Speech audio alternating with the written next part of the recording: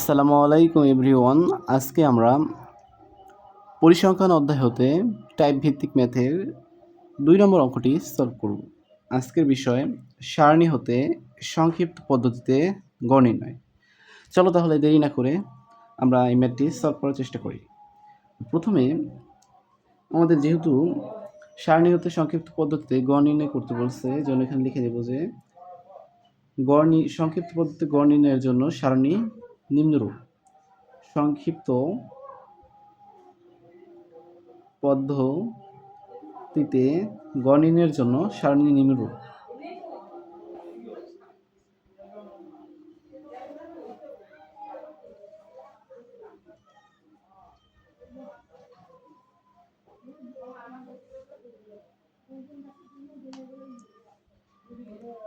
লেখার পরে আমরা নিচে দাগ দেব। এখন কয়টি দাগ দেব? এখানে দেখতে পাচ্ছি ঘর আছে ১, ২, ৩, ৪, ৫, ৬।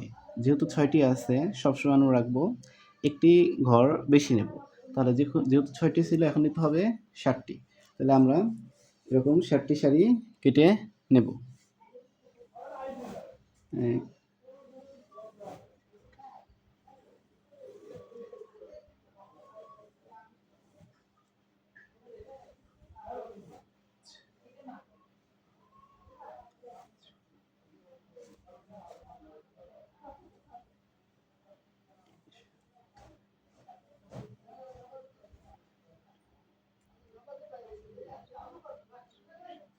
তো আমরা ইতিমধ্যেই ৭টি ঘর কেটে ফেলেছি এবং আমাদের একটা জিনিস মনে রাখতে হবে যে সংক্ষিপ্ত পদ্ধতিতে গড় বলছে। সংক্ষিপ্ত পদ্ধতিতে গড় বললে আমরা লম্বালম্বি ৫টি ঘর আঁকাবো। কয়টি?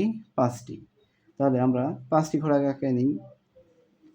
এইটাকে সমান ২ ভাগে করে এটাকে ৩ ভাগ করব এবং এই যে ডান পাশের অংশটা আছে এটাকে আবার ২ ভাগ করে দেব। তাহলে আমার কয়টি ঘর হলো? ১, ২, ৩, ৪, ৫। এই ৫টি ঘরে প্রথমে থাকবে শ্রেণীব্যাপ্তি। প্রথম ঘরে লিখব শ্রেণীব্যাপ্তি। শ্রেণীব্যাপ্তি লেখার পরে দ্বিতীয় ঘরে হবে মধ্যমান। কি লিখব? মধ্যমান। মধ্যমান মানে হচ্ছে xi। এরপরে যে জিনিসটি লিখব সেটা হচ্ছে গণসংখ্যা। গণসংখ্যাকে সাধারণত আমরা fi দ্বারা প্রকাশ করি। এরপরে যে জিনিসটা আছে সেটা হচ্ছে ধাপ বিচ্যুতি। কি বলা হয়? ধাপ বিচ্যুতি। ধাপ বিচ্যুতিকে ui দ্বারা প্রকাশ করা হয় এবং ui এর একটি সূত্র আছে xi minus a divide by h। এই সূত্র ব্যবহার করে আমরা খুব সহজেই ধাপ বিচ্যুতি নির্ণয় করতে পারি। এবং সর্বশেষ যে ঘরটি রয়েছে সেখানে আমরা fi ui বসাবো। আচ্ছা, প্রথমে শ্রেণীব্যাপ্তিগুলো আমার এখানে দেওয়াই আছে, যেমন ৩১ থেকে ৪০, ৪১ থেকে ৫০, ৫১ থেকে ৬০, ৬১ থেকে ৭০, ৭১ থেকে ৮০। আমরা পর্যায়ক্রমে ধাপে ধাপে লিখব। প্রথমে আছে ৩১ থেকে ৪০। তাহলে আমরা ৩১ থেকে ৪০ লিখলাম। এরপরে ছিল ৪১ থেকে ৫০ লিখলাম। এরপর লিখব ৫১ থেকে ৬০, প্রশ্ন অনুযায়ী লিখে দেব। এরপরে ৬১ থেকে ৭০, এরপরে ৭১ থেকে ৮০। এগুলো লেখার পরে আমরা দেখতে পাচ্ছি যে মধ্যমান। মধ্যমান মানে দুইটার সংখ্যা যোগ করে ২ দিয়ে ভাগ। এখানে দেখতে পাচ্ছি প্রথমে আছে নিম্ন সীমা ৩১ আর ঊর্ধ্ব সীমা হচ্ছে ৪০। তাহলে দুইটা যোগ করে দুইটার সংখ্যা ২ দিয়ে ভাগ করতে হবে। এটা আমাদের সূত্র। তাহলে ৩১ প্লাস ৪০, এটা যোগ করে দুইটার সংখ্যা যেহেতু ২ দিয়ে ভাগ করতে হবে। ভাগ করলে আসছে ৩৫.৫। তাহলে আমরা এখানে লিখব ৩৫.৫। প্রথমবার আমরা বের করে নেব। এরপরে পরবর্তী জিনিসটা আছে সেটা একদম ইজি। সেটা হচ্ছে আমাদের যেহেতু এখানে শ্রেণীব্যাপ্তি কত আছে ৩১ থেকে ৪০, ১০। শ্রেণীব্যাপ্তি যেহেতু ১০, তাহলে প্রতি ক্ষেত্রে আমরা ১০ করে এক বরাবর যোগ করে দেব। তাহলে আমরা মধ্যমান পেয়ে যাব। তাহলে ৩৫.৫ এবং ১০ যোগ করলে হবে ৪৫.৫। ৪৫.৫ আর ১০ যোগ করলে হবে ৫৫.৫। ৫৫.৫ আর ১০ যোগ করলে হবে ৬৫.৫। ৬৫.৮ ১০ যোগ করলে হবে ৭৫.৫। এইভাবে আমরা পর্যায়ক্রমে যত দূর সম্ভব বের করা সম্ভব। এর পরবর্তীতে আমরা দেখতে পাচ্ছি গণসংখ্যা। এই ঘরটি পূরণ করার জন্য আমরা দেখতে পাচ্ছি গণসংখ্যা দেওয়া আছে ৮, ১২, ১৬, ২০, ২৪। পর্যায়ক্রমে দেখে দেখে লিখে দেব। প্রথমে আছে ৮, এরপরে হচ্ছে ১২, তাহলে ১২ লিখে দিলাম। এরপরে আছে কত? ১৬, ১৬ লিখে দিলাম। এরপরে আছে ২০, তাহলে ২০ লিখলাম। এরপর কত হচ্ছে? ২৪, তাহলে ২৪ও লিখে দিলাম। এখন ধাপ বিচ্যুতি। ধাপ বিচ্যুতি জিনিসটা কি? এটা হচ্ছে সাধারণত আমাদের খুঁজতে হবে এখানে যে কয়টি ঘর আসছিল সংখ্যা ১, ২, ৩, ৪, ৫। যেহেতু ৫টি সংখ্যার ঘর ছিল তাহলে বোঝা যাচ্ছে মাঝখানে কোন সংখ্যাটা হবে? ৩ নাম্বারটা। তাহলে ৩ নাম্বার একদম উপরে থাকবে একদম নিচে। তাহলে এটা নিচে নামবে, এটা উপরে উঠবে। তাহলে মাঝখানে কোনটা রইল? এইটা। তাহলে এই বরাবর যে বদ্ধমান আছে এখানে লিখব A। এখন A লেখার পরে এই বরাবর ধাপ বিচ্যুতি হবে 0। উপরের দিকে পর্যায়ক্রমে -1, -2 এভাবে বৃদ্ধি পেতে থাকবে। নিচের দিকে 1, 2 এক করে নিচের দিকে বাড়বে আর উপরের দিকে এক করে কমবে। আচ্ছা, এরপরে দেখতে পাচ্ছি যে FI, UI অর্থাৎ এই ঘরগুলো পূরণ করার জন্য অবশ্যই FI এবং UI গুণ করতে হবে। এই ঘরটা পূরণ করার জন্য এই বরাবর আমরা FI নেব এবং এই বরাবর আমরা UI নেব। এখানে আছে +3, এখানে আছে -3, প্লাস মাইনাসে মাইনাস ৮ আর ২, ৮ দুগুণে ১৬, তাহলে মাইনাসে ১৬। আবার এই ঘর পূরণ করার জন্য এখানে আছে -1, এখানে আছে ১২, তাহলে প্লাস মাইনাসে মাইনাস ১২ একে ১২। আচ্ছা, এরপরে ১৬ আর ০ গুণ করলে হবে ০।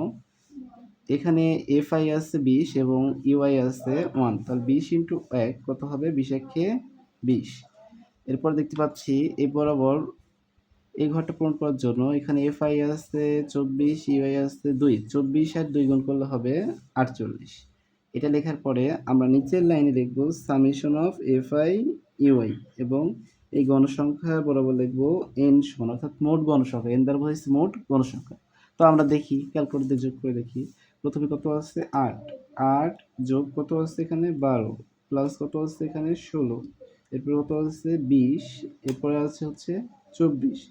সবগুলো সংখ্যা যদি আমি যোগ করি আসবে ৮০, অর্থাৎ ৮০। এরপর আমার লাগবে কি? সামেশন অফ FI, UI অর্থাৎ FI, UI এর সমষ্টি। আমরা পর্যায়ক্রমে সংখ্যাগুলো লিখে নেব। এখানে আছে প্রথমে মাইনাসের ১৬, তারপরে মাইনাসের ১২, তারপর হচ্ছে এই কোনো কিছু চিহ্ন নাই মানে কি আছে? মনে মনে প্লাস আছে। প্লাসের 0, প্লাসের 20, প্লাসের 48, সবগুলো সংখ্যা যোগ করলে হবে 40, অর্থাৎ সামেশন FI, UI সমান হচ্ছে 40। এখন আমাদের সংক্ষিপ্ত পদ্ধতি গড় নির্ণয়ের একটি সূত্র আছে, সেই সূত্রটি আমরা ব্যবহার করব এবং সেই সূত্রটি হচ্ছে লিখব আমরা জানি সংক্ষিপ্ত গড়। কি লিখব? সংক্ষিপ্ত গড়। সংক্ষিপ্ত গড়ের সূত্রটা হচ্ছে, কমা দেবো এখানে একটা আর x এর উপর দেবো প্রাইম, দেওয়ার পর লিখব a plus summation of FI, UI divide by n into h, অর্থাৎ আমাদের এই মানগুলোর প্রয়োজন রয়েছে। তো এই মানগুলো প্রয়োজন করার জন্য আমরা এখানে সাইড নোট লিখব এবং সাইড নোটে এই মানগুলো আমরা সারণী হতে বের করে নেব। প্রথমে কোন মানটা লাগবে? a এর মান। আচ্ছা, এরপর লাগবে হচ্ছে সামেশন অফ FI, UI, এরপর লাগবে হচ্ছে n, এরপর লাগবে h।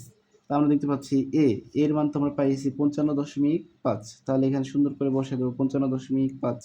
Summation of FI, UI এখানে কত আছে? 40, তাহলে এখানে 40 বসাবো। এরপর n বলতে হয়েছিল 80, আর h মানে হচ্ছে শ্রেণীব্যাপ্তি। এখানে শ্রেণীব্যাপ্তি হচ্ছে 31 থেকে 40, এখানে শ্রেণীব্যাপ্তি ছিল হচ্ছে 10, তাহলে এখানে আমরা 10 লিখে দেব। এখন যে মানগুলো এখানে লিখছি ঠিক একইভাবে নিচে এই সূত্রের নিচে মানগুলো বসিয়ে দেবো। এর মান কত ছিল? 55.5, তাহলে এর জায়গায় লিখবো 55.5, এরপরে চিহ্ন ছিল প্লাস দিলাম, এরপরে উপরে ছিল summation of FI, UI, summation of FI, UI কত পাইছি? 40, তাহলে উপরে 40 লিখে দেবো। এরপর নিচে ছিল n এর মান কত ছিল এখানে? 80, এরপরে ছিল h এর মান কত এখানে? 10। এখন জাস্ট ক্যালকুলেটর দিয়ে ক্যালকুলেশন করে দিলে অঙ্ক শেষ।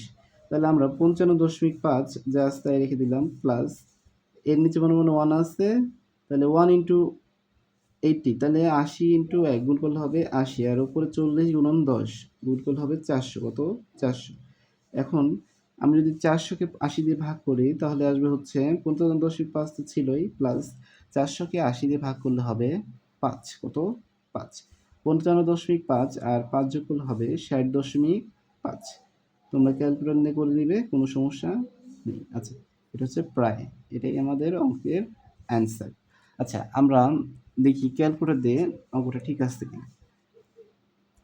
40 গুণন 10 সমান হচ্ছে 400 ভাগ 80, এটাকে যোগ করলে হবে কত? 5, তার সাথে যোগ করতে হবে 55.5, তাহলে দেখতে পাচ্ছি আমরা 60.5, অর্থাৎ আমাদের অঙ্কটি ঠিক আছে। তো আজকে আমরা দেখলাম যে কিভাবে সারণী হতে সংক্ষিপ্ত পদ্ধতিতে গড় নির্ণয় করতে হয়। এই অঙ্কটা সাধারণত প্রতি বছরই প্রত্যেকটা বোর্ডেই এসে থাকে, তাই আমরা খুব ভালোভাবে এই অঙ্কটি সলভ করার চেষ্টা করব এবং যদি যেন কোনো সমস্যা না হয় সেদিকে আমরা কি খেয়াল রাখবো। তো এর মধ্য দিয়ে আজকের পর্যায়টি শেষ হচ্ছে। আল্লাহ হাফেজ, সবাই ভালো থাকবে। আসসালামু আলাইকুম।